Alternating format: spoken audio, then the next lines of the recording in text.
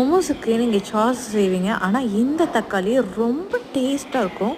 செம்ம டேஸ்ட் இந்த தக்காளி. அதுக்கு கூட 2 காஞ்ச மிளகாய், கொஞ்சோண்டு உப்பு, இதை போட்டு கொஞ்சோண்டு எண்ணெய், நீங்கள் கழுவி போட்டு கொஞ்சோண்டு எண்ணெய், இதை காஞ்ச மிளகாய் இது நல்லா வதக்கிட்டு இந்த அளவுக்கு நீங்கள் வதக்கணும். ஆக்சுவலி தண்ணியே ஊற்றல, நான் அறியுமே இல்லை, கொஞ்சோண்டு எண்ணெய் ஊற்றி இதுமாதிரி வதக்கும் போதே நல்லா இதுமாதிரி சாஸ் மோடுக்கு வந்துடும்.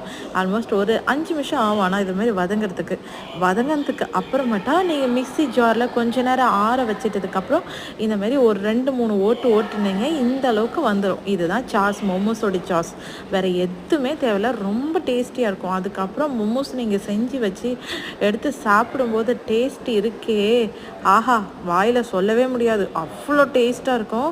மறக்காமல் நீங்களும் ட்ரை பண்ணி பாருங்கள். ஒவ்வொரு டைமும் நானும் சொல்கிறேன் ட்ரை பண்ணுங்கன்னுட்டு யாரும் ட்ரை பண்ண மாட்டேறீங்க. வீட்டில் வெளியில் வாங்கி சாப்பிட்றதோட வீட்லேயே நம்ம ஹெல்த்தியாக செஞ்சு சாப்பிடும்போது ரொம்ப நல்லது.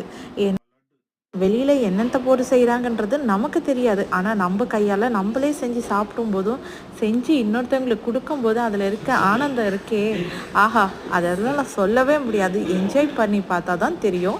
நீங்கள் உங்களுக்கு மோமோஸ் வேக வைக்கிறது பிடிக்கலன்னா நீங்கள் வானலில் இல்லைன்னா தோசைக்கல்லில் வச்சுக்கணும்.